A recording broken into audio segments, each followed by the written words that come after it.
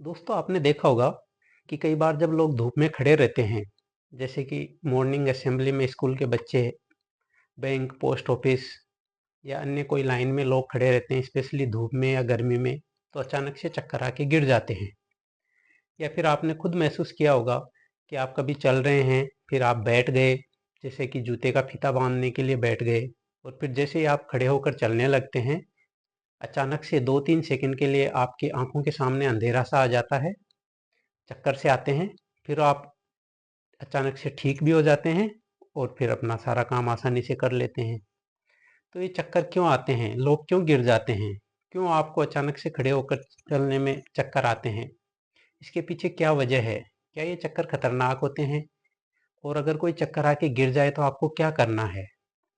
नमस्कार दोस्तों, मैं हूं डॉक्टर अजय सिंह खर्रा और आज के इस वीडियो में मैं आपको बताऊंगा कि किसी को अगर अचानक से चक्कर आ जाए तो आपको क्या करना है। तो हमारे इस वीडियो को देखने के लिए आप बने रहिए अंत तक हमारे साथ और हमारे चैनल को सब्सक्राइब कर लीजिए। दोस्तों, जब हम काफ़ी देर तक धूप में खड़े रहते हैं, गर्मी होती है, तो हमारा ब्लड जो है वो ग्रेविटी की वजह से हमारे पैरों की तरफ या बॉडी के निचले हिस्से में इकट्ठा हो जाता है और हमारे ब्रेन को जितना ब्लड चाहिए उतनी अमाउंट में ब्लड सप्लाई नहीं होती है, उसकी ऑक्सीजन सप्लाई कम हो जाती है। ऐसे में क्या होता है, हमारी बॉडी एक डिफेंस सिस्टम को एक्टिवेट कर देती है, हमें चक्कर आ जाते हैं और नीचे ज़मीन पर गिर जाते हैं। अब जब हम ज़मीन पे गिर गए तो हमारा ब्रेन, हमारा हार्ट और हमारी पूरी बॉडी एक लेवल में आ जाती है और हमारे हार्ट और ब्रेन को फिर से ब्लड सप्लाई मिलने लग जाती है, ऑक्सीजन मिलती है ब्रेन को और हम फिर से होश में आ जाते हैं। तो अब अगर कोई बच्चा, कोई व्यक्ति अचानक से धूप में चक्कर खा के गिर जाता है, तो अमूमन आपने देखा होगा कि लोग उसको ज़बरदस्ती खड़ा करने की कोशिश करते हैं, उसको बिठा के उसको जगाने की कोशिश करते हैं।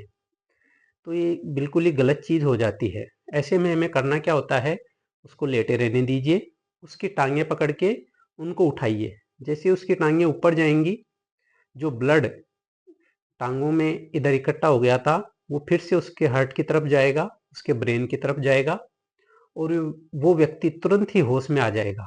तो आप देखना ये चीज़, ये एक जादू की जैसे काम करता है और 4 से 5 सेकंड में ही जो व्यक्ति बेहोश हो गया था, वो वापस होश में आ जाता है। इसके अलावा दूसरा काम जो आपको करना है, वो ये है कि उस व्यक्ति के चारों तरफ भीड़ इकट्ठी नहीं होने दें, ताकि उसको कुछ ताज़ी हवा मिले और वो अच्छा महसूस करे। जब हम लोग कहीं चल रहे हैं, अचानक से हम बैठ गए, मान लो कि जूते की लेस खुल गई, हम उसको बांधने के लिए बैठ गए, स्पेशली जब हम उकड़ू बैठ जाते हैं, स्क्वेटिंग पोजीशन में बैठ जाते हैं और फिर जब हम खड़े होकर चलना शुरू करते हैं, तो अचानक से हमारी आंखों के सामने अंधेरा सा आ जाता है। 2-3 सेकंड के लिए हम बेहोश होने जैसा महसूस करते हैं। तो ये ब्लड प्रेशर कम होने की वजह से होता है। ये कोई बहुत खतरनाक बीमारी नहीं है।